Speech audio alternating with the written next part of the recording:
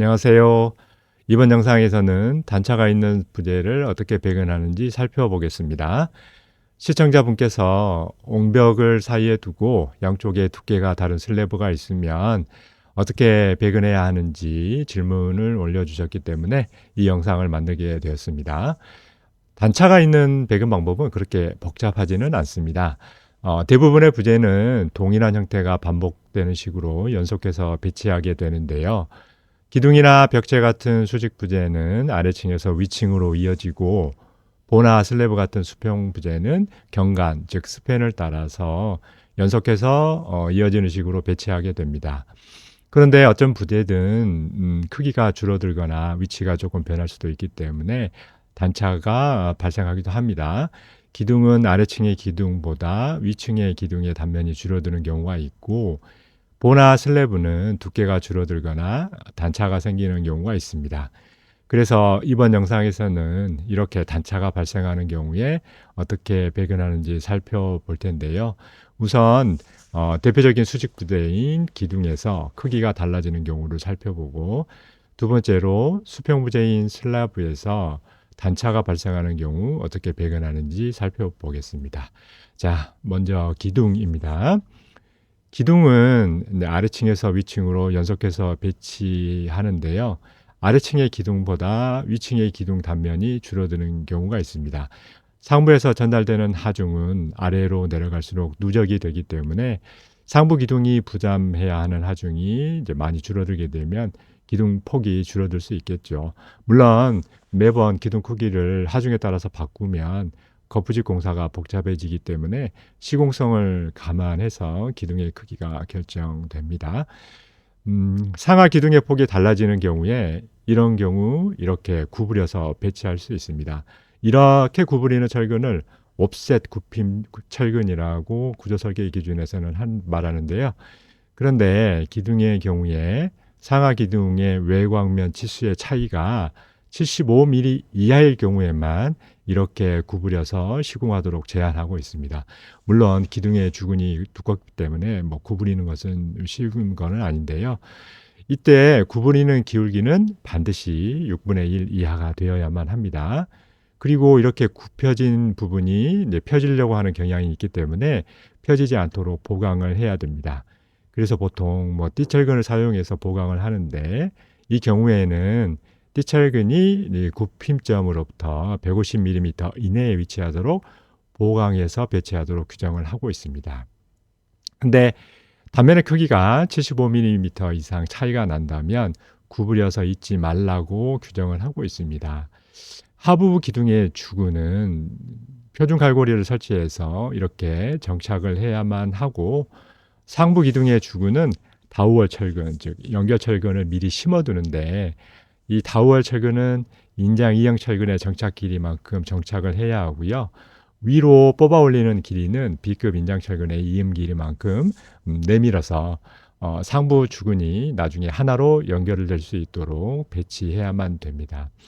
그래서 기둥의 경우에는 편차가 75mm를 기준으로 해서 구부려서 이어주느냐 정착을 하느냐, 그래서 다우월 철근으로 이어주느냐가 결정된다고 할 수 있겠습니다. 그런데 여기서도 중요한 것은 구부리는 철근의 기울기는 1대 6을 넘지 않아야 된다고 규정을 하고 있습니다.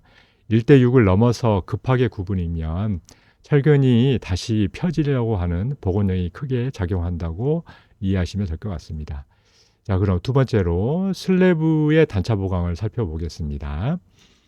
슬래브는 대부분 이렇게 동일한 평면으로 이어지는데요. 화장실처럼 아래로 조금 내려가는 부분도 있고, 경우에 따라서는 이렇게 경사진 슬래브도 설계될 수 있겠죠. 도면으로 본다면 이렇게 슬래브 레벨이 50 정도 내려가거나 1400 정도 다운돼서 표현되는 경우가 있고, 슬래브 리스트를 보면 여기서 S4 슬래브의 경우가 250이니까 다른 슬래브보다 두께가 50 정도 더 두꺼운 것을 볼 수 있습니다. 이렇게 단차가 발생할 경우 구조 도면의 일반 주기사항에는 주로 이렇게 표현이 됩니다.